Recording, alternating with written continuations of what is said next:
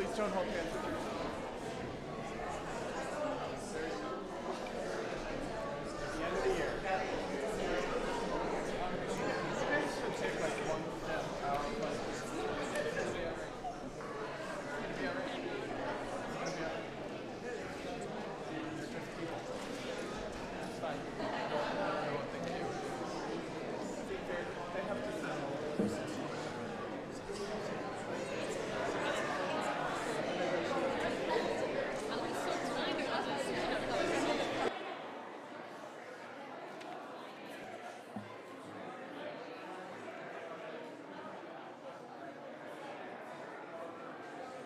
Are you speaking first, or is the music going to happen first?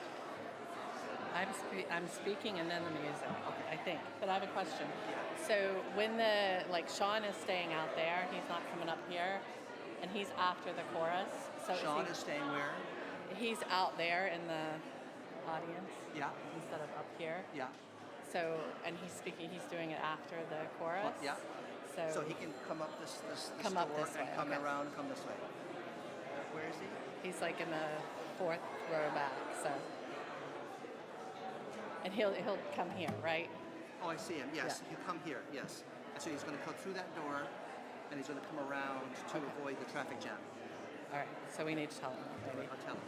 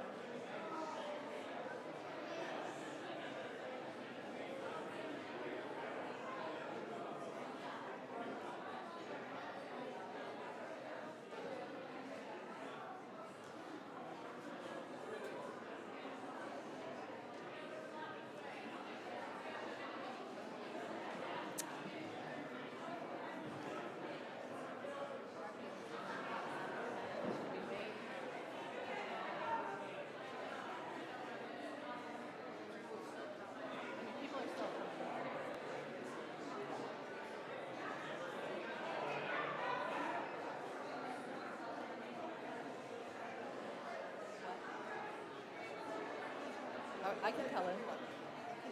I can tell him. And then just give him a nod.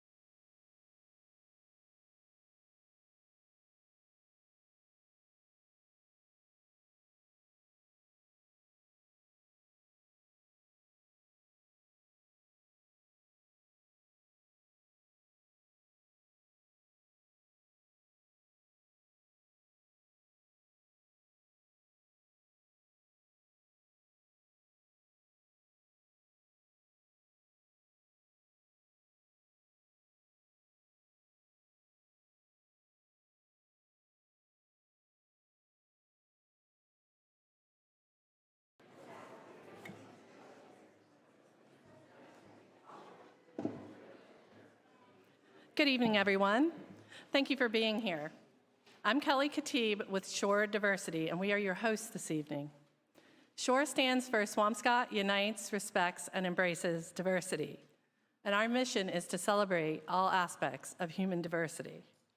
We're an all-volunteer group. We have 5 executive board members who are all here tonight. We are always looking for interested people to join our group. Be sure to stop by our table after the event.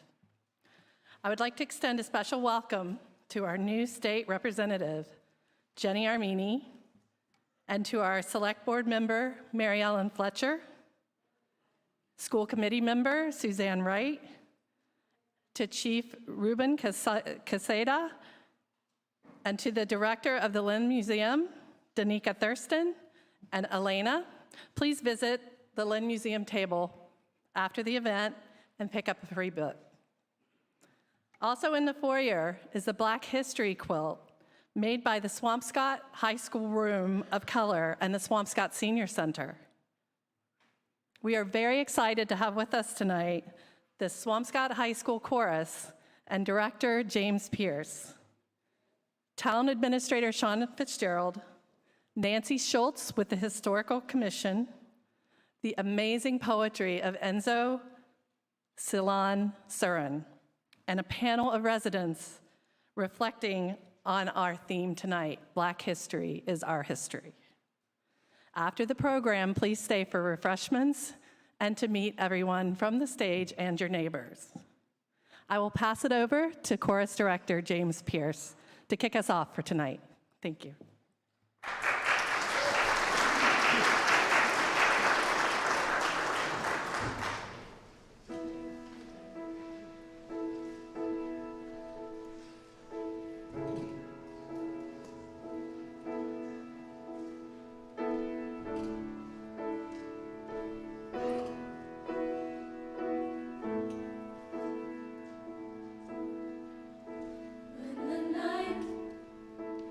Has come.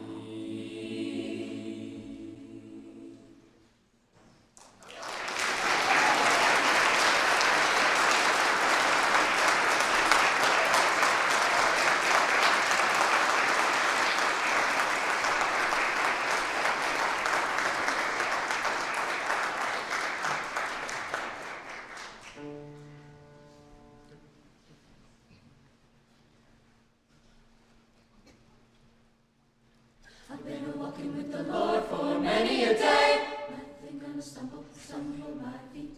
Trying to abide in the straight and narrow way. Nothing gonna stumble my feet. But when my time on earth is done, and I hear my name, oh, when my time on earth is done, these weary feet are gonna run. Not gonna stammer, not gonna trip, not gonna stumble. No, I'm not gonna slip, no, nothing gonna stumble my feet when I go to walk that golden street. Now the devil is a liar, And a cheater too. Nothing gonna stumble my feet. and if he gets his way, He'll make a slider out of you. Nothing gonna stumble my feet. But if you listen for the Spirit's voice, in the moment of truth, oh, if you listen for the Spirit's voice, He'll help you make the right choice. Not gonna stammer, not gonna trip, not gonna stumble. No, I'm not gonna slip, no, nothing gonna stumble my feet when I go to walk that golden street. Not gonna waver, falter, sway or fall. Not gonna stumble or slide. Not gonna waver, falter, sway or fall. Not gonna stumble at all. Not gonna stammer, not gonna trip, not gonna stumble. No, I'm not gonna slip, no, nothing gonna stumble my feet when I go to walk that golden street. No, not gonna stammer, not gonna trip, not gonna stumble. No, I'm not gonna slip, no, nothing gonna stumble my feet when I go to walk that golden street. No, not gonna stammer, not gonna trip, not gonna stumble. No, I'm not gonna slip, no, nothing gonna stumble my feet when I go to walk that golden street, that golden street. not gonna stammer, not gonna That trip, golden street. not gonna stumble, no, I'm not gonna That slip, golden not street. gonna stammer, not gonna That trip, golden not street. gonna stumble, no, I'm not gonna That slip, golden not street. gonna stammer, not gonna That trip, golden not street. gonna stumble, no, I'm Not not gonna gonna slip when I go to walk that golden street. Not gonna stumble my feet.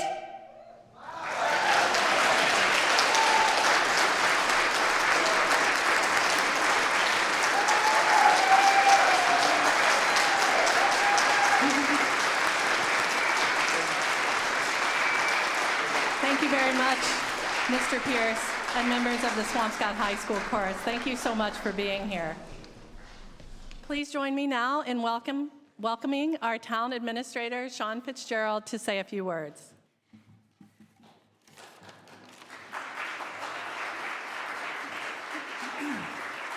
Wow, wasn't that absolutely fantastic? So I'm gonna sing a song as well, if it's okay with everybody. No, I'm not gonna sing a song. It's so wonderful to gather here with our community. Reverend Ian, thank you so much for opening up this house of worship and celebration for such an important civic night. Tonight is a day, for us to really think about community and how we stitch together this fabric of community. I'm very proud of Swampscott. Over the last few years, we've really done some extraordinary things. We're thinking more about inclusivity, thinking about ways that we build community. I really want to recognize Chief Archer, our fire chief, and Chief Casada, our police chief. In the last year, absolutely. In the last year, it's a fact that kind of haunts me a little bit, but prior to this last year, the last time we had a black person hired in either one of our public safety departments was 32 years ago. This past year, we've hired 2 black firefighters. We've hired several Hispanic firefighters and police officers, including a chief. And it really is a testament to the citizens of Swampscott that really want to build a more inclusive community. To me, this is powerful and something that we should continue to work on, continue to celebrate, and really think about as we build that future. Many years ago, I kept a book of quotes. It's tattered and torn. I thought if I read Bartlett's quotes, my mother gave me a big book, I would become wiser. It never happened, but I found it recently after many years, and there was a quote in here that was from Ralph Ellison. He wrote The Invisible Man. And it continues to reach out to me, and I just want to read it. So it's in the epilogue of The Invisible Man, one of our nation's great works of literature. And in the epilogue, Ralph Ellison writes, "So why do I write, torturing myself to put it down? Without the possibility of action, all knowledge comes to one labeled file and forget. And I can neither file nor forget. Nor will certain ideas forget me. They keep filing away at my lethargy, my complacency. Why should I be the one drawn to dream this nightmare? Why should I be dedicated and set aside yet, if not to tell a few people about it? There seems to be no escape. Here I've set out to throw my anger into the world's face, but now that I have tried to put it all down, the old fascination with playing a role returns, and I am drawn upwards again. So even before I have finished, I have failed. Maybe my anger is too heavy. Perhaps being a talker, I've used too many words, but I've failed. The very act of trying to put it all down has confused me and negated some of the bitterness. So it is now that I denounce and I defend, or feel prepared to defend. I condemn and I affirm. I say no and I say yes. I say yes and I say no. I denounce because though I am implicated and partially responsible, I have been hurt to the point of abysmal pain, hurt to the point of invisibility. And I defend because in spite of it all, I find that I love. In order to get some of it down, I have to love. I sell you no phony forgiveness. I am a desperate man, but too much of your life will be lost. Its meaning lost unless you approach it as much through love as through hate. So I denounce and I defend, and I hate and I love." Those words resonate with me. There's so many things about our society that I love, but there are some things that I hate. I hate the disparity among race. I hate the disparity with healthcare. I hate the disparity with justice. The more we talk about these issues, the more we will get better, the more we will understand. And I'm grateful to S.U.R.E. I'm grateful for our clergy association and all those that really see this as a wonderful opportunity for us to build a stronger Swampscott. This proclamation is important. I want everybody to read it, take it home. I want you to talk about it and ponder our responsibility to really be better.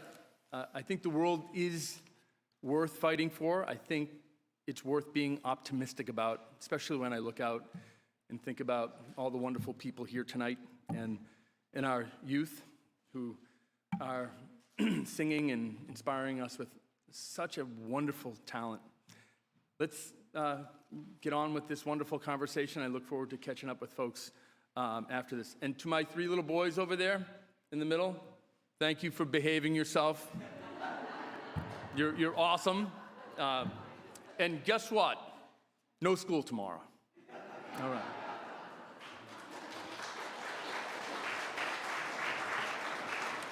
Thank you, Sean. We appreciate the town's support in continuing to celebrate diversity, and also in issuing that Black History Proclamation. That was very important.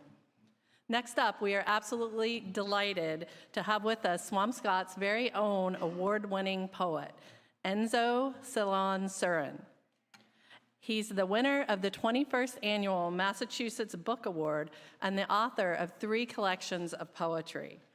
Enzo is a Haitian-born poet, playwright, educator, publisher, and social advocate.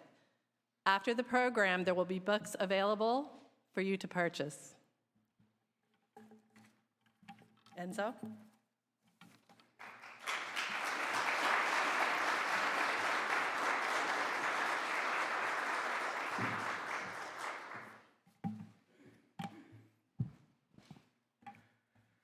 Good evening. Bonsoir. Yes, my people. I wanted to start with a poem in light of the weather conditions that's heading our way. I think it's fitting that I start with a poem titled Weather. But I spell this one W-H-E-T-H-E-R. But no matter which way, which one you refer to, both of them seem unavoidable. One natural, the other man-made. Meaning, weather, W-H-E-T-H-E-R, is based on a decision that we have to make. And so therefore, we do have an opportunity to change. And for us to change, we have to be able to understand where the other person is coming from. Before we can actually unite, we have to understand who is on the opposite side of us. And so this is a poem titled Weather, an American Libretto.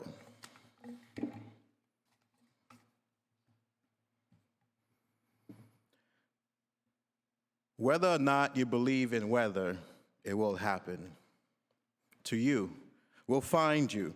Without warning, it doesn't care whether or not it hurts, is of no consequence. Nor a building's levee, collapse, or the trees, the wind and nature's fury, a mother country with no deal to be made and with no care about whether or not you have been under the weight of already murderous rain and that your life regiment is regimes doesn't matter. Whether or not despots have already marked these spots with death, the earth rumbled and crumbled, huts, monuments alike, like it didn't matter. Whether or not we made a living out of the sum of dirt underneath our fingernails, or that it paled in comparison to the flamboyant trees, retreat out of reach. Or whether or not we were heard, or that our history was misread, or that we believed despite being misled, or that we were the orphans of a republic that is both bullet and barrel. Spitting our carapace like a cell splits the body into hemospheres, both air and trumpet. Spitting our chords into a memo, read like an omen. Spitting our chords into particles and articles of refuse. We matter like groans matter in a slum. Like leathery skin in the summer sun, or like the sum of a skillful gun that knows whether we moan or not, our absences will never trump the lowest breath snuffing us out. Doesn't matter whether we quit these hours of the perpetual sweat, or that we quit that dumb other that prowls that winter, that mellows our minds without hesitation. The adage that keeping it real is dicing our breath on the defiant air, quoting wreckage, and it's worth it.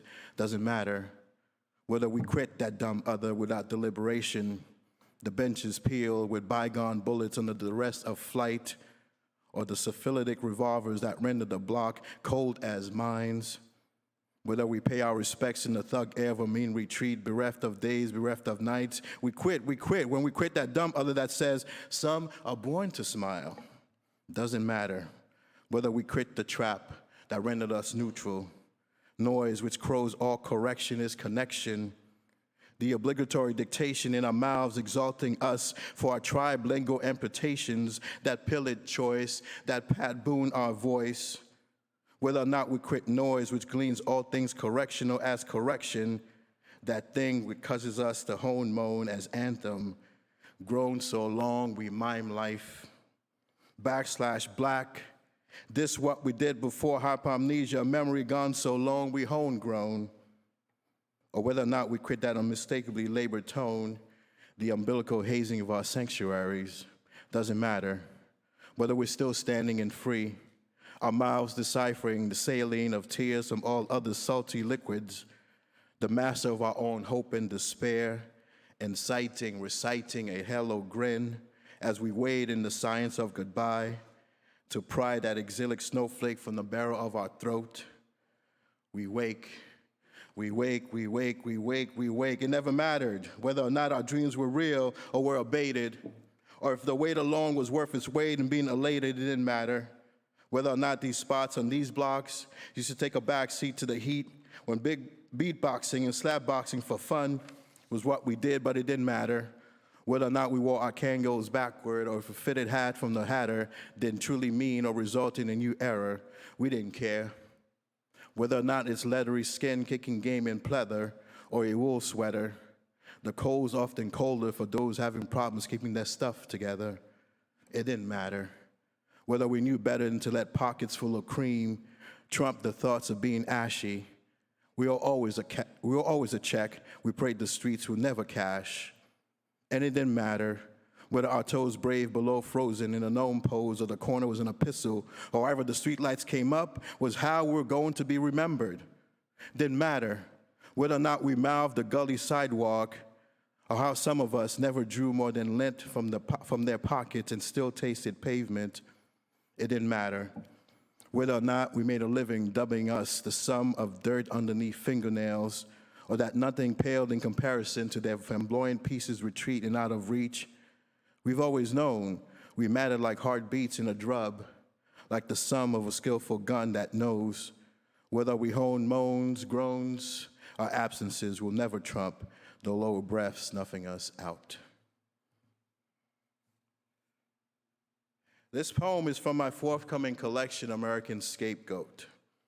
It comes out in May from Black Lawrence Press. And I use the scapegoat in a lot of sense, in the biblical sense, because a lot of times we get into a situation where we look for forgiveness and we ask for it, and other times forgiveness needs to be offered to us. It's called grace, right? It's called mercy. But at the same time, we've co-opted such terms, and the idea, the concept of the scapegoat is looking for someone to always blame for whatever is going on, and someone is always chosen. My collection talks a little bit about that, just like that poem, Weather. It is an American story. The scapegoat itself, and the book as well, is much about healing from the traumatic past of systemic racism in America and the way it exists right now in contemporary America. It isn't much about that as it is about empowering us as a country to redefine what we mean by American culture. This is not a task left to only those who find themselves in the throngs of marginalized communities. It's a much bigger conversation than that. A lot of what we consider to be the American way is not consistently accurate and also leaves so many groups out. We need to be honest about some of the challenges facing our country, and it starts with coming to terms with a neglectful attitude towards our nation's past. And we have to be able to face that truth together as a community. I love the fact that when I came up here, I said, oh, there's multi-faith people in here, right? We're all coming together to do this. And I'm looking at this beautiful audience that makes up Swampscott, makes up the greater community. I'm saying many different generations as well. Like, I was taken aback by that choir performance. I still have the Stand By Me playing in my head. I kind of wish they were still singing that as I was reading these poems. But that's the future as well. And so every day we look at the future, except some of us want to stay in the past. And I think for us to have a natural conversation about this, we have to come together and we have to be able to say, what is it that we can learn from each other? Because if we don't understand each other, we definitely can't support each other. And when we don't understand each other, we start to form walls, which eventually become borders. I love what Mario Chard had to say about borders. And that, for me, proves the myths of borders, not of sovereignty or nationality, but the myth of their permanence and precedence. Yes, it's okay to build up a wall. You're trying to protect yourself, but at some point, you're looking at someone across from you, you realize there's another human being asking you to see them. That wall should come down. Those fences that we build around our houses, they're a suggestion. They're not permanent. In fact, we may figure that out tomorrow, right? Depending on how bad this storm is. And we've seen that before, right? Our fences topple, which means that the border between neighbor is really not a border. And so it is about crossing that line. And it starts with a certain level of honesty. My book, When My Body Was a Clenched Fist, was a tough book to write because I was writing about my experiences growing up in Queens, New York. And it was difficult to write because I had to relive some of those experiences as I wrote the poems. But also, when I wrote them, I thought, what if they don't believe me? What if they don't believe this really happened to me? And if you say to yourself, how does that exist in a community of people, right? But I was still searching for a community. But when that book came out, I said, well, some people who knew me from back then, they know my story. And so let's start from there. But I also say, let me write this in a way that is completely honest. And one of the poems that was the most challenging to write is the title poem for this collection, where when I was not even in high school, in junior high school, where I witnessed one of my friends getting jumped. Now, this started really the metamorphosis of the clenched fist, in which you see things happen around you and you can't do anything about them, and you have to make a choice. Do I fight or do I flee? And a lot of folks think, well, it's easy to just walk away. But to walk away means that a certain part of you also has to fight. And that fight is internal. And so that's where the metaphor of the clenched fist came. My body was so used to fighting off what the world was doing that was trying to inflict its harm on me or even influence me to become the person that I didn't want to become. Like, I had to protect myself. And in the words of Kendrick Lamar, a rapper, says, you know, these days of frustration keep us tucked on rotation. So the body just kept tucking and tucking until it became its own fist, because he was trying to protect what was inside. Now, this poem is, excuse me, is 5 sections, but I'm only going to read the first 2 sections, just to show you how the transformation happened. And if you are a comic book fan in this audience, you know that's what inspired the shaping of this poem. I love the X-Men. I was always obsessed with mutants and how they gained their powers. And then I realized that there were some stages. And I realized that the transformation aspect of a mutant is very similar to someone experiencing trauma. There is the affliction, the very first thing that happens. And then there is the aftermath. So Spider-Man gets bitten by a spider, affliction. The aftermath, continues to walk and realizes something might feel a little bit funny. Metamorphosis, touches a wall and realizes, wait, my hand is sticking to that. Whoa, what is that? I'm scared. Retaliation, I gotta fight this, I don't want this. And revolution is when the entire metamorphosis of the trauma or the mutation takes over. And you have to accept the person you've become, not who you were, and you didn't have a choice in becoming that person. Affliction. It was a gust, no, a burst of air that brought the coil to my hands time and again. And no matter what I did to flex, it didn't budge. It almost always brought me back to Leon walking beside me. Then it once felt motion not there. Except for the treads of his shoes making its way down the street he didn't know was a one-way, the wrong way. When he doubled back, it was clear that something cannibalized the way home. I vetted the treetops for a place to perch, a vantage point. The crowd had gathered to watch the fight, but there was no fight. It was all one-sided, 7, strike that, 10, strike that, 18, strike that, 20 pair of fists and Timberland boots bear down into the boy, and the only sight of fight in him was his body balling up like a fist to brace the rush of even more fists. What could I do? What could I have done? They had begun to also cannibalize passerbys and onlookers. I did what was customary, collected faces. For the diurnal course, when there'd be another way to put fear and the cheers into a vista that wouldn't involve more fists, but that day never came. And when a fury this strong begins to court a young fist, when anger's calibrated with fondness for rancor, there's only one end. To fight monsters, you must yourself become a monster. 2, aftermath. There was no sign it ever took place, no dents in the universe, no visible wounds from where the paratroopers landed their blows, no traces of Leon, no parallel bruise in your ribs or spine, just beautiful, beautiful, beautiful sun. No physical wreckage, shards of bones, no raging fire or smoldering carcass, just an echo in your bones and veins, in the fists you packed for the day, just sun, beautiful, beautiful, beautiful sun.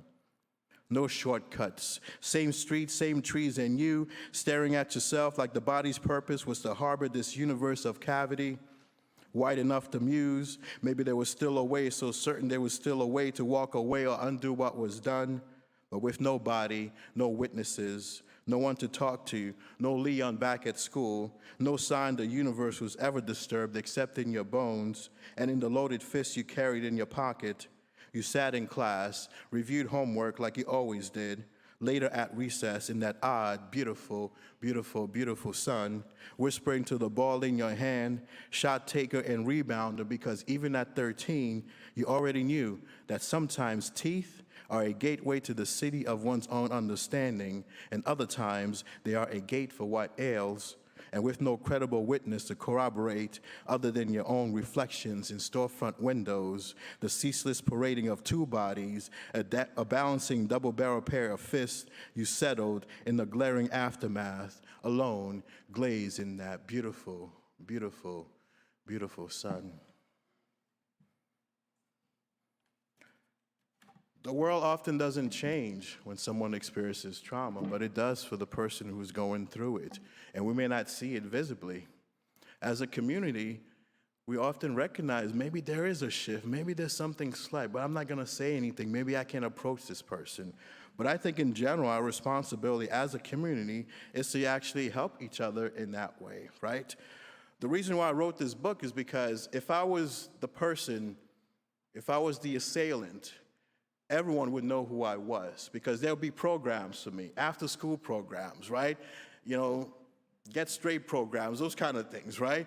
And all of a sudden, I realized that because I was shy, quiet, and I didn't participate, in other words, I was dealing with more mental and emotional, right, side effects of this, I became invisible. And a lot of this, for me, with this book is about being advocates for, especially with the youth, that they're dealing with an invisible problem. I mean, it seems invisible, but we know as human beings we are afflicted. And so when something happens, we need to be able to say, wait a minute, let me check to see how the kids are doing. Let me check to see how my kids are doing. What about your kids? How are your kids doing, right? And that's how we start to get together as a community. Say, my kids are fine, but you know what? Let me check on you. One of the things that I would have loved more often, you know, to have happened is somebody to walk up and say, hey, we saw something happen. Are you okay? That would have been enough for me. That line about looking in the windows, you realize that something has changed, but the rest of the world goes on. You go to school and they say, okay, who's got their homework? As if what happened didn't happen. And you start to convince yourself, maybe it didn't happen. And then the story goes on, it never happened. Until you wake up one day and you say, I know something happens because my body is still disturbed. It's the same with our communities, right? Something happens in the community. Well, it didn't happen. Maybe it didn't happen, right? 10 years later, it never happened. And then someone says, I remember this, and you say, oh, don't bring that up in our community because, you know, that's not who we are. That happened generations ago, but the roots are still here. The roots are still here. I always say the trees always remember. Because they've been around long enough to remember a lot of things, right? And I think we have to take each other into account. One of the things I have two more poems to read. I mean, there's a poem I'm saving for last, but I wanted to read a poem about what it's like to talk about difficult things.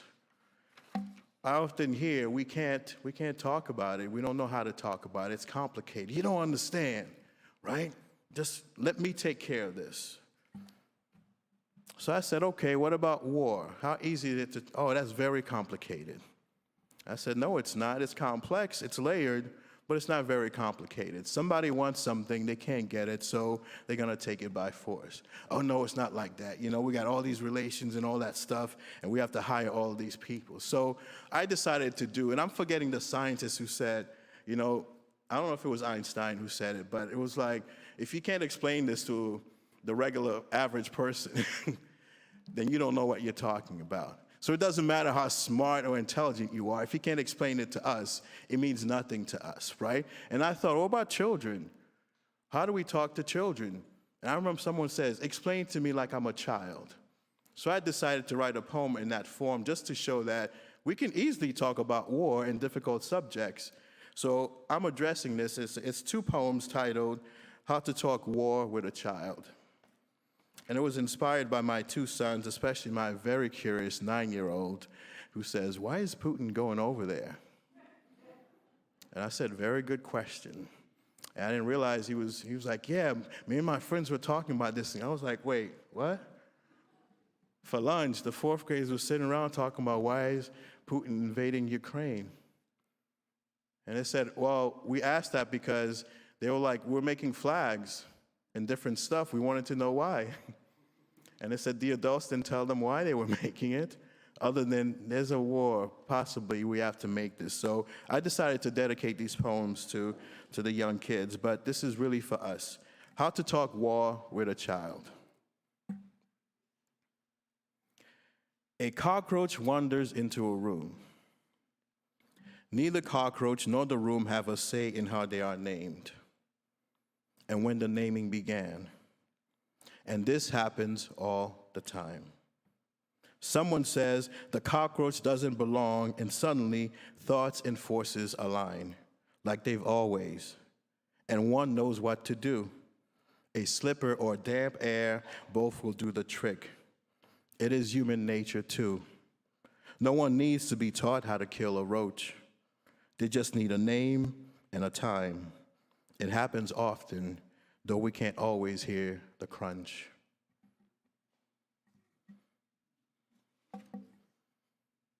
How to talk war with a child. You like sliced oranges. Good. And love me who slices oranges. I tell you how dangerous it is to reach across the border of the counter to the cutting board. I tell you to wait, to curb your yearn for wanting with immediacy. I don't tell you to be patient because patience not a point of arrival. And a child only understands minutes as forever. You're taking so long. This is how a parent's love and trust becomes a virtue. So I don't lie about how much danger you are in reaching across the board. I am not trained at cutting and learned to wield a knife the way we all do, out of fear. Well, most of us. Some of us prefer to tear the zest, breaching the segment walls with our bare hands. And no one needs to be taught how to breach oranges. It depends, it all depends on if you want to get your hands wet. Our children need us to be honest with each other and to be honest with them as well. And it starts by having difficult conversations. And you know who's the most ready to have those conversations? The young people themselves. And I find that it's extremely challenging for us as adults to have those conversations because for them, they're not afraid to make mistakes. Oh, I said something wrong. I'm sorry. I didn't mean it that way. No, no problem. I'm just letting you know that offended me. Okay, I'll learn for next time. But as adults, we're so afraid to offend because we don't know. We need to create that safe space for each other to be able to have these conversations so that you know, when I say ow, you know exactly where it's coming from and why I'm saying it. Thank you so much for your attention. I look forward to reading the last poem that I'm saving for you tonight. And thank you for gathering tonight and for making Swampscott my home. I said this to a friend the other day. I said, I think Swampscott is home now. They've claimed me. So I've claimed them for a while, but I think they officially claimed me. So thank you.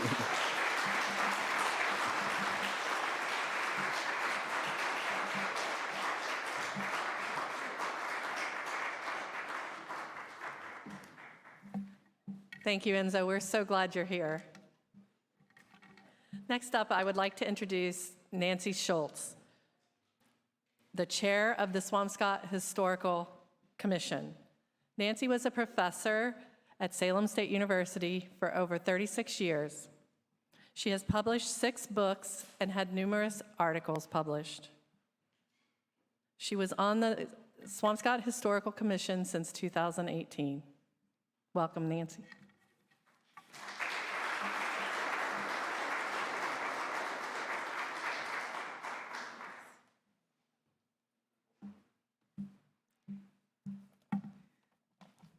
Hello, everybody. Hi, Enzo. Nice to see you again. So, my name is Nancy Schultz, and I'm chair of the Swampscott Historical Commission. Thank you so much to S.U.R.E Diversity for this opportunity to represent the commission during this evening of poetry, music, and reflection. The title of this presentation, Our History is also Black history is, of course, a riff on Swampscott's annual Black History Month theme, Black history is our history. What I mean to suggest with this wordplay is that Black history is complex and multifaceted, and the Swampscott Historical Commission has been working to uncover it. I hope you've seen the material on the Green Book Motorist Guide included in our current exhibition on display at Town Hall on the Swampscott hotels, and we have been working to introduce additional histories to that fairly well-known history. With the 5 minutes I've been afforded for tonight, I'm going to focus on Swampscott's connections to the history of slavery. As you will recall, Swampscott separated from Lynn in 1852, just 11 years before Lincoln's Emancipation Proclamation of January 1st, 1863. It might seem to some as though the scourge of slavery never touched our town. I think it's useful, though, to think about degrees of separation.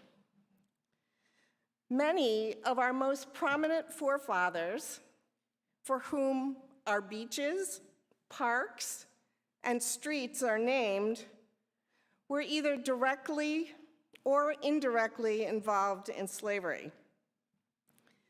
The local history that is mapped onto place names in our town is also a path into our national history. Next slide, please. Case in point, our public library, the fire station, the archives of the Swampscott Historical Commission, and the train station all sit on Burrell Street. According to historian Waldo Thompson, whose text you might be able to see on the screen, is a little small, but the earliest Burrell, Ebenezer, lived in our very own Humphrey House until his death, with his family remaining there until 1799. According to Alonzo Lewis, Burrell had 2 slaves. We must infer then that these people were enslaved in our iconic Humphrey House. Next slide, please. Next, we come to the Phillips family, for whom a beach, a park, and many streets, Ave, Terrace, Phillips Beach Ave, in the town are named. According to Thompson, Jacob Phillips had a slave, and apparently several owned by Jacob Fowle were buried in the Beach Bluff area before the land was purchased by Walter Phillips. The Latin that you might be able to see on the screen, adscriptus glebe, here translates as to a tenant tied to the soil. Walter Phillips' grandson, George Phillips, sold this same land to Jonas B. Clark, the founder of this congregation and the Clark School's namesake, who thus lived for many years on or near an unmarked Black burying ground. Next slide, please. Finally, let's talk about Enoch Reddington Mudge, whose estate, Elmwood, was raised to make room for the very building in which we are now sitting. His closeness to slavery has been somewhat masked by his legacy.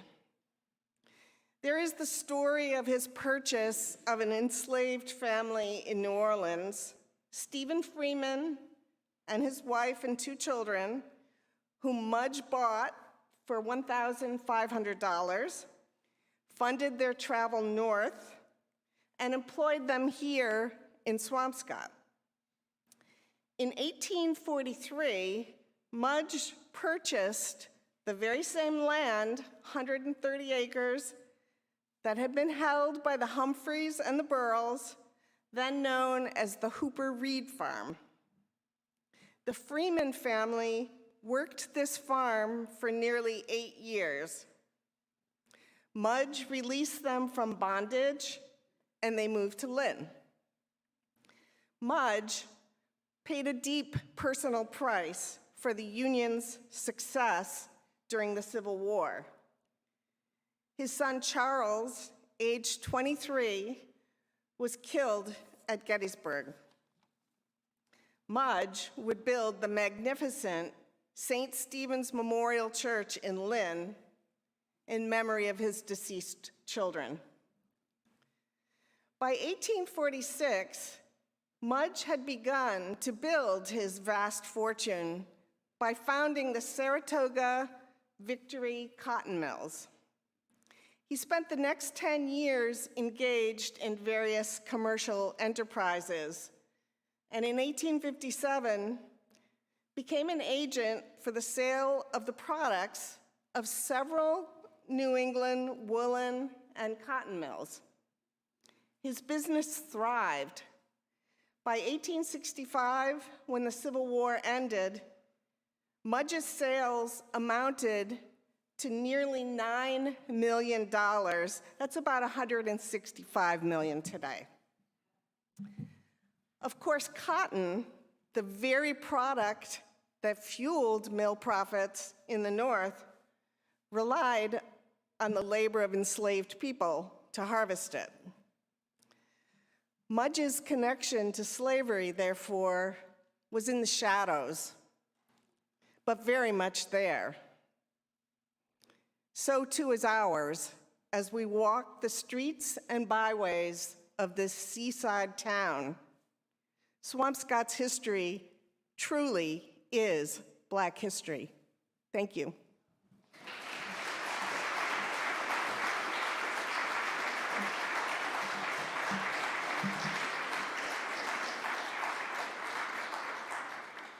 Thank you, Nancy. That's very interesting information. Next, I would like to introduce you to the next part of our program. We have a panel of local residents who are going to reflect on our theme, Black History is Our History. The Reverend James Bixby from the Clifton Lutheran Church will be the moderator this evening.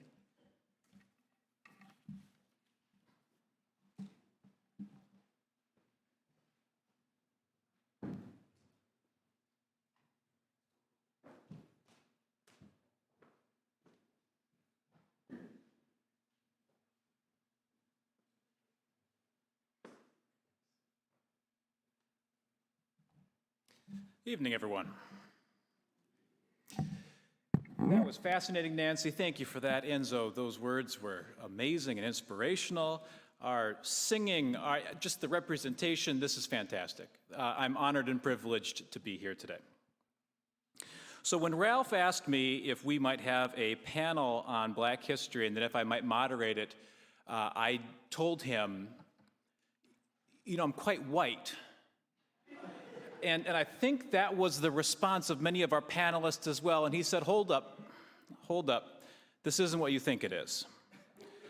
And I said, it better not be, because I'm not doing that. He said, when we started thinking about what it is to do a Black History Month presentation in a predominantly white town, we had a conversation as a group around white responsibility. And he said, and I think it makes a lot of sense, is if there is a problem with the telling of Black history, it's not that it's not interesting. It's not that it's not powerful. It's not that Black history isn't filled with victory and triumph, fascinating stories. The question is, why do so many white people have a hard time saying that Black history is our history? Why is that difficult for us to claim? Well, I am going to suggest that sometimes these problems require white ownership. So my name's Pastor James Bixby. I'm the pastor at Clifton Lutheran Church. I chair the Marblehead's Racial Justice Team, and this is something that we do a lot of in Marblehead, too. White people talking to white people about how to talk about race. I'd like to introduce the panel here, and I'll say a few more words, but I am deeply, deeply gratified to be joined by Heidi Weir from Council on Aging here in Swampscott. Thank you so much for being here, Heidi. Tristan Smith, who you might see in his legislative efforts and also as the track and field coach in Lynn as well at the St. Mary's School. And I'd like to say hello to my good friend and colleague, Rabbi here, Michael Ragozin. Sharat Hayam is where you serve and have been for a while. And our host for the evening, too, here, Ian Holland, from this very house of prayer that you're in. All of whom I think deserve a lot of thanks and applause for being here today.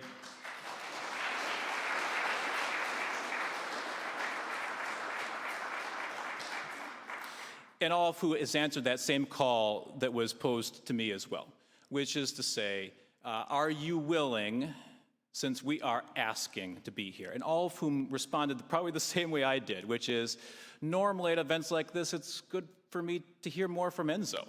It's good for me to hear from our black leaders and to leave room for that. But what we're going to hear tonight is a conversation that I'm hoping you'll fill with a lot of grace, that I'm hoping you'll fill with a lot of empathy as we try to figure out together and model together what it looks like for white folks to unpack our whiteness and to gain access to a richer and deeper and more profound sense of what it is to be part of the American family, part of the human family, and part of this world that we're all sharing.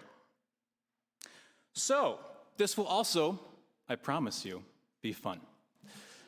And so we're going to begin just by talking a little bit about our initial encounters in life with how we first understood that we were white people and that there was such thing as an alternative to that. Some of us knew this from the beginning, and some of us had profound experiences of finding out. Heidi, I'd like to start with you, as a matter of fact. Heidi, tell me, if you wouldn't mind, your story of discovering what it meant. You were born in Swampscott, right? I was born in Swampscott on the day that Kennedy was elected. Wow. Yes, and I was raised here in this church as a child. And do any of you remember this song, Jesus Loves the Little Children? Yeah, the words are, all the children of the world, red and yellow, black and white, they are precious in his sight. Jesus loves the little children of the world. You can replace that with Buddha or with Moses or whomever you please, but the story is that we all grew up knowing that everybody of all different colors are loved. So fast forward, I was 9 years old, and we were piled onto a plane, and we woke up in New Delhi, India. And we lived in New Delhi, India with my family for 5 years, India and Iran. Let me just say that the first few months in India, I kept looking around and I'm thinking, everybody's staring at me. Mom, why is everybody staring at me? And they said, well, they probably have never seen a white person before. And you're there surrounded by people, brown people, very curious little brown people who were touching me because I was covered in freckles, and they had no idea what these freckles were. And so that was kind of my first experience, realizing that I was a little different. Yeah. Tristan, you're also a native of Swampscott, and I bet it was a different generational experience of what it is to live in Swampscott and grow up here now and share. Do you have a story of awakening like that too, or is it something different for you? I'm not sure I have one thing that happened that I could point to that looks like that. Yeah. Growing up in Swampscott, obviously, it's a very white community. And the first time I really think I noticed a difference was going to school at Swampscott Middle School. I noticed that all the kids who were coming to school in their cars or walking were white, and the kids who came on the bus, the Metco bus, were all black. And I figured, well, that's interesting because, you know, in 7th grade, I was in 7th grade when Barack Obama was elected, which means we are in a post-racial America now because Barack Obama's been elected president. I heard that. So I guess they just happened to pick some names out of the hat, and everyone from Boston that they picked was black. and everyone who happens to live in Swampscott is white. But obviously, I realize, well, the odds of that are very, very slim, given my belief that, as was put forward by our founding fathers, all people are created equal.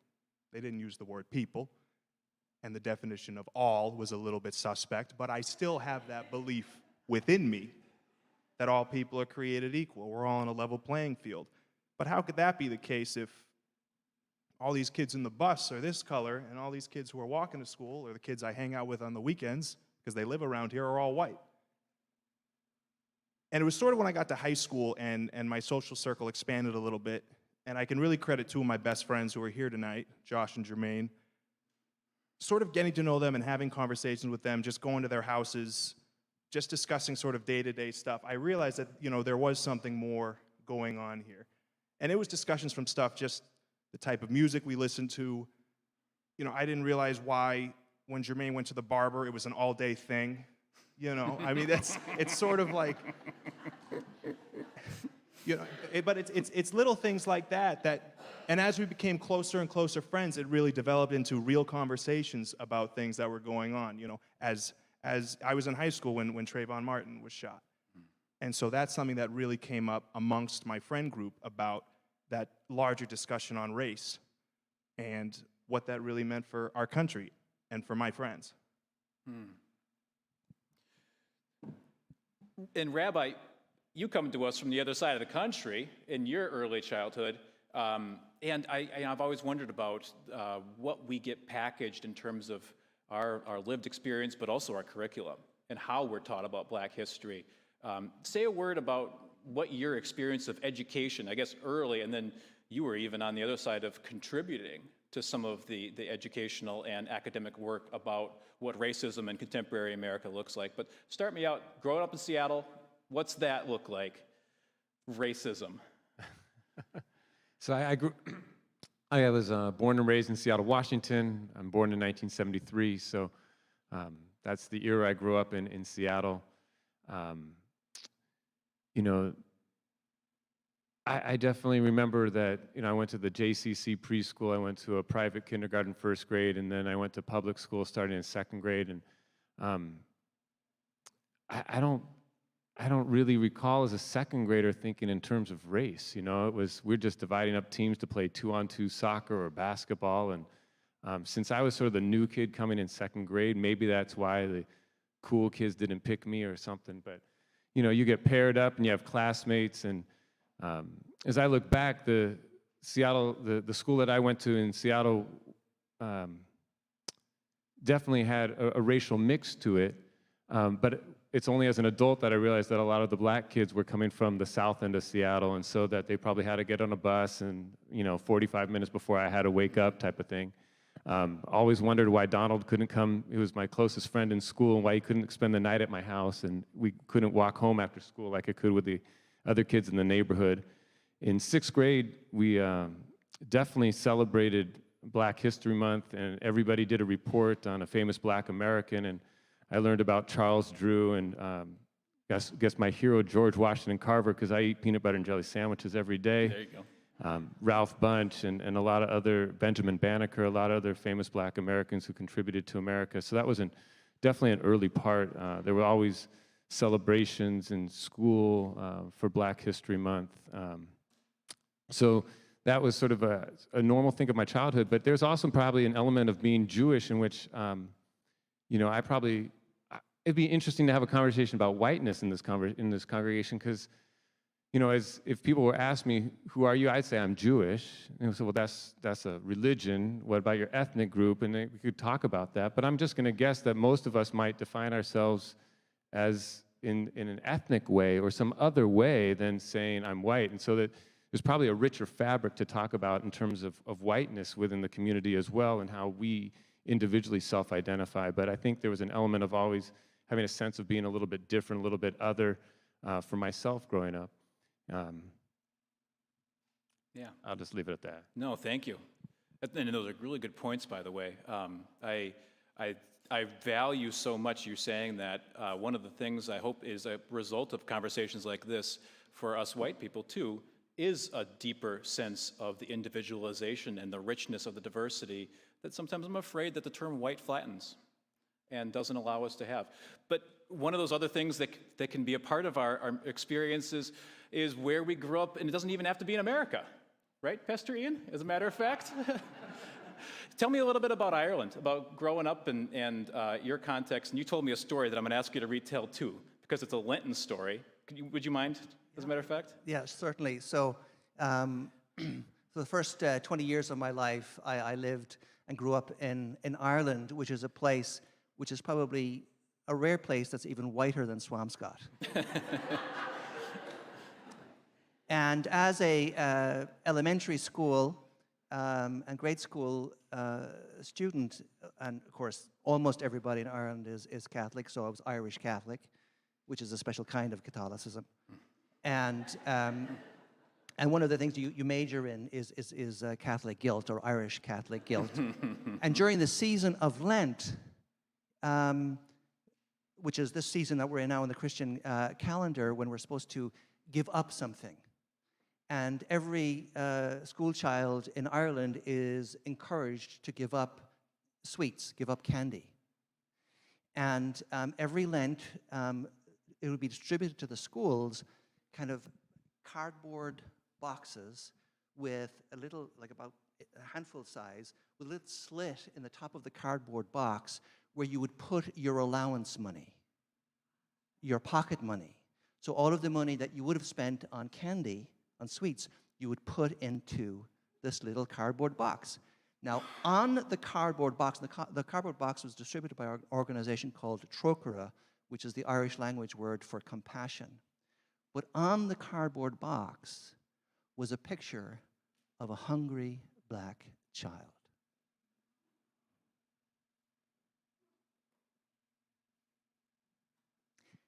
It was a time during the Ethiopian famines in the early 70s, I think. And so that was my first kind of confrontation with the idea of black people that impacted me personally. And there I kind of understood, okay, to be black was not good. But then it was kind of combined with a whole bunch of kind of guilt as well as paternalistic kind of thinking about the white people saving the black people in Africa.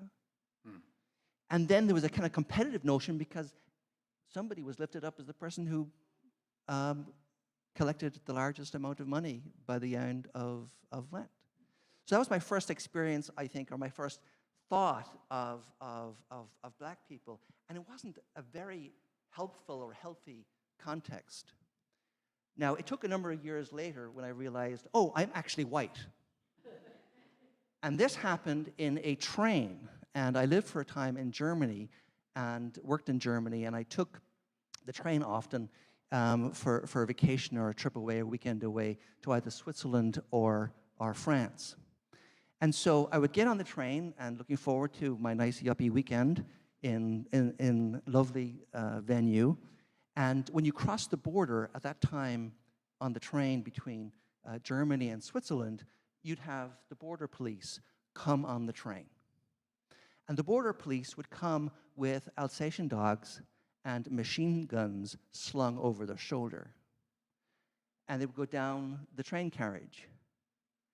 And 100% of the time, they would stop for examination the people who were black. And if you were sitting in a train seat and a large Alsatian dog is in the aisle, the head of the dog is right at your neck. And the muzzle of the gun slung over the shoulder is at your face. And so I was very relieved, shocked, that attention wasn't pointed in my direction. And that's when I realized it's really good to be white. And that's the idea, first of all, of blackness and my first encounter of my whiteness. Yeah. And you speak of a moment there in which Sometimes these conversations can be courageous conversations, but sometimes even our presence can be courageous. To ask yourself, how do I get out of spaces that are predominantly white because they predominantly protect me and they serve my interests, and they might be very dangerous for people who are not white. But there are degrees, and they don't always include machine guns, thank God, Ian. There are other ways in which we can be courageous, and there are ways in which we can apply the gifts that we've been given to be what I call anti-racist, to be dismantling of these things. And I know that each and every one of you have done things that I think are really impressive, that I think are very laudable, that are anti-racist endeavors, that are things that have used who you are to be a part of that.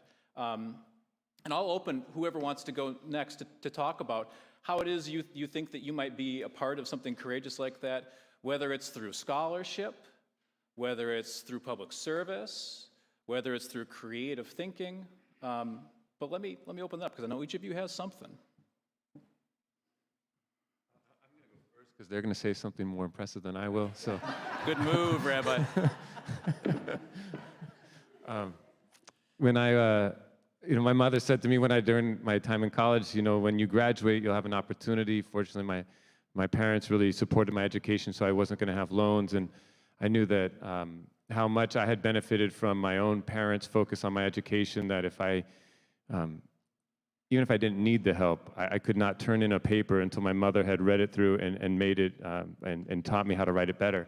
And so I knew that I wanted to do something around education. And when I was a sophomore in college, I discovered there's a brand new program called Teach for America that had started. And so when I graduated from Claremont McKenna College, I went off to teach in Baltimore City in 1995 to 1997. And just a really interesting experience to immerse myself in a school that was 98% African American, I think 70% on free and reduced lunch. The teacher whose classroom I took over, Mr. Salim, had gotten a senior pregnant. The kitty corner was another math teacher who would put his Miller Lite cans in the trash can. There'd be about 4 or 5 by a 5th period. And then there was a vice principal who smoked dope with the kids in the bathroom. And one in 5 kids would graduate from high school. And the saddest thing really was that, the 9th graders whom I taught algebra were so used to doing the work, because in middle school, you just did it. And then they came to high school, and they said, oh, there's an alternative. I don't have to go to school. He's cutting school. I don't have to go to, so the sad thing was that there's a kid named William Tillman.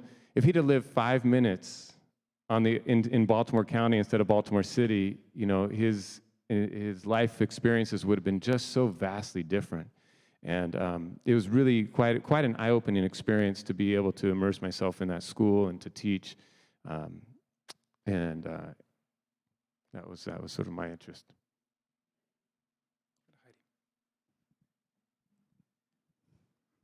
So I guess I did the overseas many times, and so that was kind of my interaction. It's not necessarily my Black history, though. My Black history, I think, more comes from taking part of my life and really feeling strongly that it's important to educate and it's important to learn from the people who you're with and who you're working with. And so I did a lot of education in Virginia on health and tried to help people use healthier behaviors, et cetera. But I think the most exciting and the proudest moment is out there in the narthex right now, and it's the quilt that's hanging out there, because that quilt was a collaboration between the Swampscott Senior Center and the Room of Color at the Swampscott High School. In this past month, the tables have been covered in all kinds of materials, and all of these kids coming over every time they have a break to come over and work on a square of that puzzle. And it was just this beautiful sense of bringing together these kids with the seniors and putting this quilt together. So I do urge you to take a look at that, and I want to shout out to Diane and Reynolds and Sabrina Clopton and Temi. Is Temi here? Temi Bailey is the advisor for the Room of Color over in the Swampscott High, and they have just been a phenomenal example of collaboration where we can go.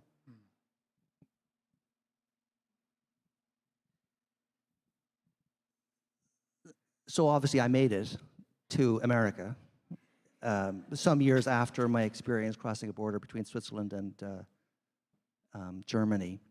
But I hoped, that the experience would be different here, especially in liberal, democratic, Massachusetts. And I thought that the bad stuff happened in the South, and not up here. And in 2016, just a number of years after starting as pastor here, it was an era of the post Michael Brown killing and Tamir Rice killing and Trayvon Martin killing and so many other names. And there was a man that was killed by the police in Lynn called Randy McLean. And Randy had, a different, he was not a straightforward man, but nonetheless, he faced a death penalty on the streets of Lynn. And soon after, a number of clergy and a number of other people, part of the Essex County Community Organization, gathered in Bethel AME in Lynn on Silsby Street for a reflection on our society and where we had reached. And it was it was part lament for the pain that people had been experiencing, but also a way to kind of show up perhaps for each other. And I was sitting in a pew not unlike our pews, might be more comfortable than our pews actually. And we were invited to have one-on-one conversations with the people around us. And so, I turned around and introduced myself and had a wonderful conversation with an African-American man who lived in Lynn all of his life. And he told me about the conversation that he had to have with his teenage boys. And his advice to his teenage boys was, if you're driving down the road in a car and there's a police car following you, take the next turn. Whether or not it's convenient for you, it's on your direction, just if you're seeing a turn, take a left or take a right. And then if they're still following you, take the next left or take the next right. The last thing you want to have is an encounter with a police officer as a young black man. And this was a man who, similar in me in so many ways. And I was confronted by the idea that it wouldn't even occur to me to have that kind of conversation with my son or with my daughter. And so I was grateful for him to have the honesty to actually tell me something about the truth of his life as a neighbor of mine. And also the realization how different a world that he and his family live from the world that I live in. And so as part of now, I like comfortable places, I would like to, binge Netflix and just hang out in this space. But sometimes when you're called to participate, to go into the uncomfortable places and hear the uncomfortable stories and to sit with folks, and I do that as part of ECHO, the Essex County Community Organization that's been working for racial justice and immigrant justice and economic justice in our neighborhoods. And I also learned something as part of the conversations there was that African Americans, in conversation with my people, they take responsibility for our emotions in those conversations. they guard what they say to people like me for fear I would be offended, that I would be threatened, that I would feel uncomfortable. And so ECHO broke us down into two different groups, the African American groups and the white groups, to do our own work so that there was safe spaces for each group to encounter the feelings. And so I think, you know, we got to do our own work. We got to learn about our own history. We got to learn where we are in this world.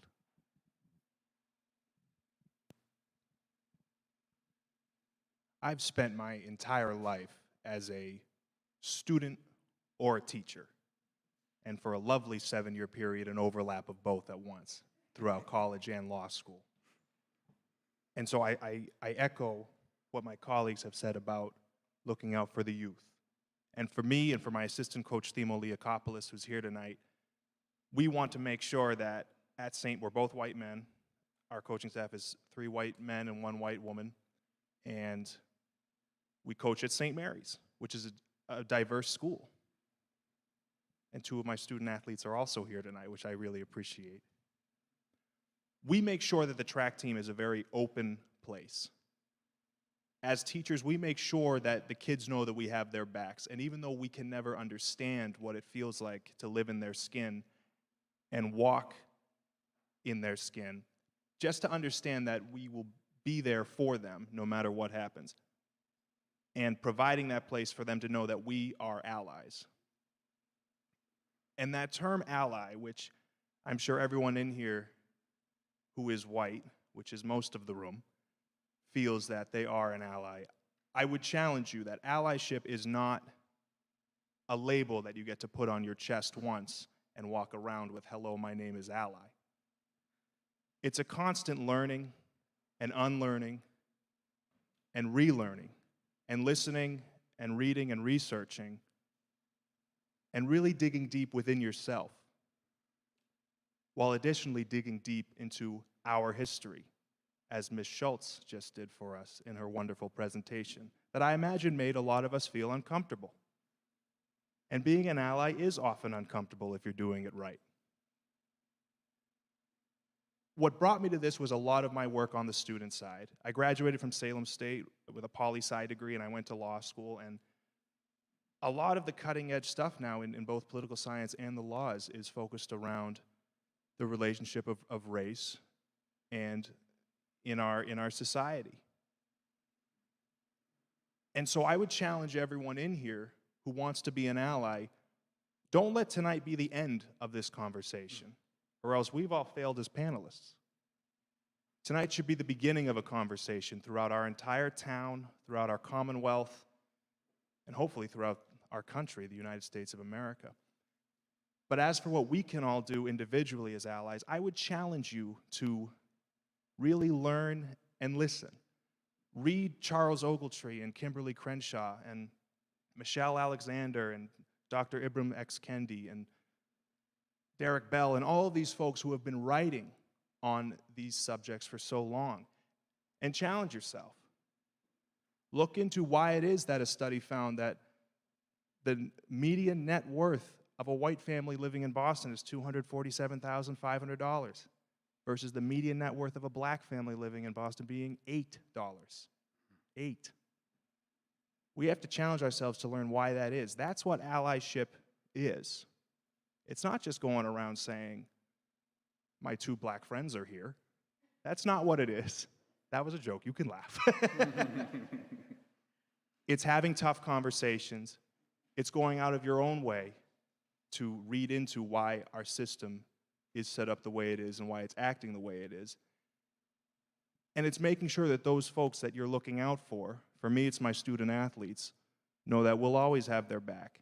And I'm going to do the best that I can, like we all will, to be an ally. One of the things I really hope that we would get to tonight is to model a conversation between people who are presenting as white, people who gain the privilege of looking like they're white, walking around the world like that, and just to benefit how it is we might have these interior conversations, because I think that these might be things that you, if you're white in the audience, have wondered how to have at home, and if you're African American or a person of color in the audience, you might be wondering, what happens when white people get together and talk? Do they ever talk about this stuff, or is it just silent? Or do they have the courage to talk to the person who needs talking to at the Thanksgiving table? Oftentimes, from the white perspective anyway, I think that question of allyship is one of the most important things, because people fall along a spectrum, along a growth, and I'll speak from my point of view. I think it's really, really frightening to talk to somebody who I believe is absolutely opposed to me on every possible part of what we just said here tonight, who thinks that this entire exercise is a crazy one, a scary one that they're opposed to, but I don't know that many of those people. What I mostly know is pretty well-intentioned white folks who are fairly well-read when it comes to this sort of stuff, who probably vote most of the way that I vote, but who might benefit from just a little bit more, who might benefit from just another little talk about something that they hadn't heard of before, or just get pushed a little farther, or maybe who could push me a little farther too, frankly, if I've got the ears to listen. So just maybe a one brief sentence thing, let's just pass it around one last time here and say, if you find yourself in one of those conversations, or if you find yourself in one of those conversations, what's your one piece of advice on how we might push people forward? Say you got somebody who's 99% of the way there. What's the last 1% that you can offer somebody? Tristan, why don't you go first if you have the chance? At the risk of repeating myself, I really would say just listen and learn. Learn what people really mean when they say affirmative action, or when we support affordable or low-income housing plans, or even more controversial things like defund the police. Learn what we're really saying and why people are really saying it, and then we can have an intelligent conversation about it.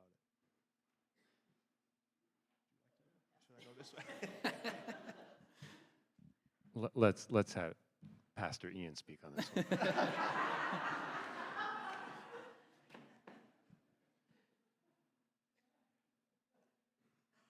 At the risk of saying something controversial, do it. but also with the acknowledgement that I carry 2 passports so I actually can leave the country.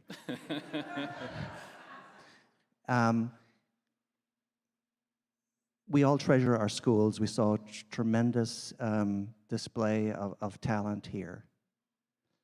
If we really want to get serious, we need to confront how schools are funded in this country.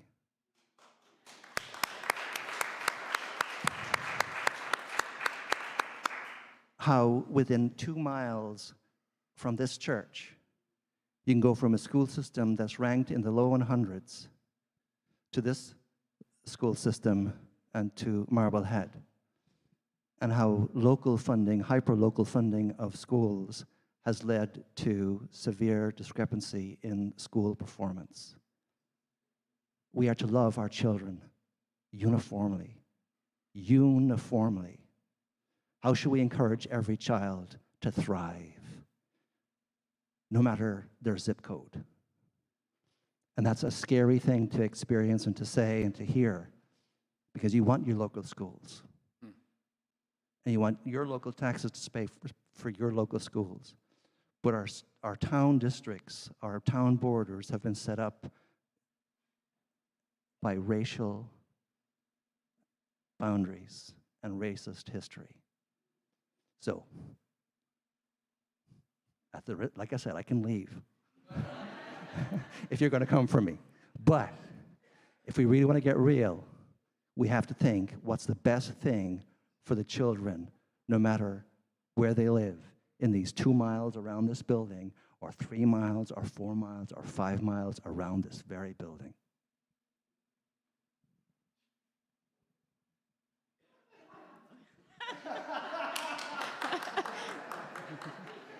Thanks. Honestly, I think that what Tristan said, I'd really like to echo, is just listening. We are so busy trying to talk and convince someone of our own opinion, but sometimes if we just sit back and watch and listen and absorb, we can learn so much. I mentioned I was a Peace Corps volunteer, and we never did a thing until you sat and you watched to see and look around. Why is this happening? What are they doing differently? And most of the time, there's a real explanation for why. And if you don't listen, you'll never hear it. So I think that we could all listen to each other a little bit more carefully.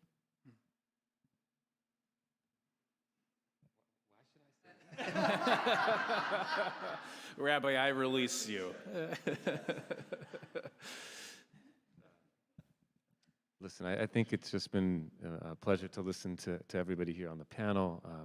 I'm grateful to hear from the professor, from Enzo, and to be a part of this with all of you. I don't have anything to add, but I just think their words have been very powerful to me. All of yours have been. Thank you so much for joining us this evening, and thank you for putting yourselves out there.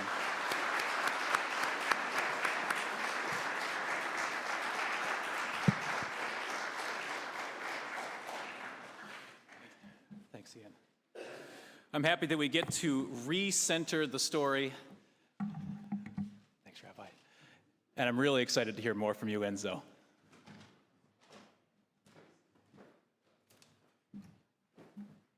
Thank you, Reverend Bixby and the panelists. These are really important conversations to be had.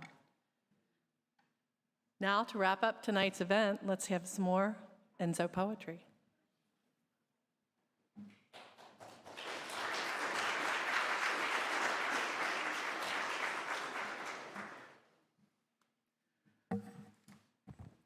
What an incredible panel. Right before Reverend Bixby mentioned, if you ever wondered, do white people talk about race? That was the question that I had. And I said, I wonder what those conversations are like. Because when you enter a space, sometimes you're expected to be the voice. This is the only Black History Month event that I do. And I really started to do it over the past couple of years because I realized in certain spaces, that's the only time they invited me to campus or to a group or to wherever. And I'm like, there's 11 months. I'm available all these other months. As my friend says, I'm Black all year.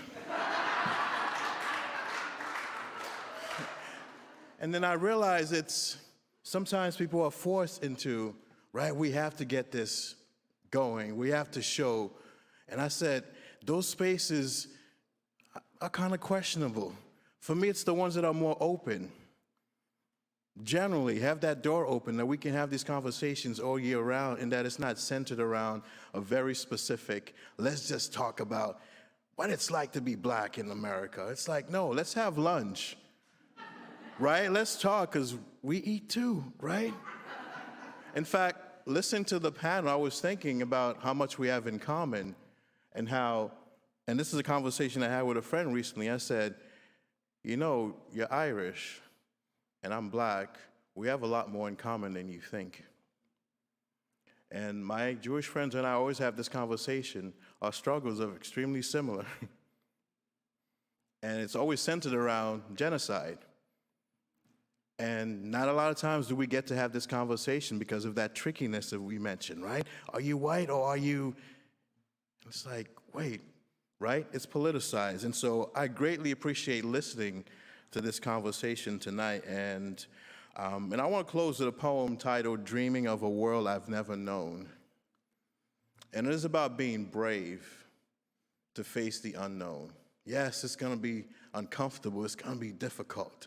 But we live with discomfort. I used to work at a shoe store, and I know we live with discomfort. Because someone would always try to squeeze their feet in the shoe that I was like, that's not gonna fit. No, it looks good on me, right? And if you think I'm just talking about women, no, everybody that came in, right? Try to squeeze a foot into some, right?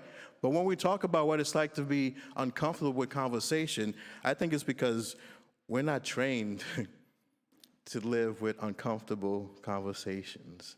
We always think we need to push it away, we need to hide it. And I think the best thing that we can do is realize that the world is both shadow and light, and that some of that lives within us. And the more we accept that, the more we can embrace our communities are not gonna be perfect. And that's not what we're asking for. It's just that don't brush away the parts that we don't like. because that's where the change happens. I am greatly honored to be here today, to have been the feature poet tonight, and I hope we can continue to gather like this and continue to have conversations in the same spirit and with the same good intentions. This is a poem titled Dreaming of a World I've Never Known.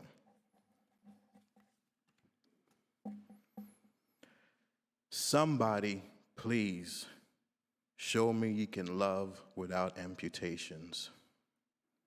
Step up if you're willing to. Let my body be both mine and jewel, mine and an offering, to be held and not cut down before it could sunder thrill of touch. Not like revolvers, but soft like angel ambers or bearded iris. From a bout of shivers, who can wield me?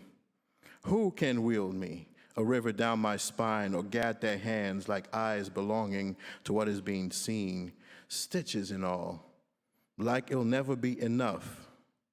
We levy shadow or sunstruck. Why can't we say yes to both? Thank you.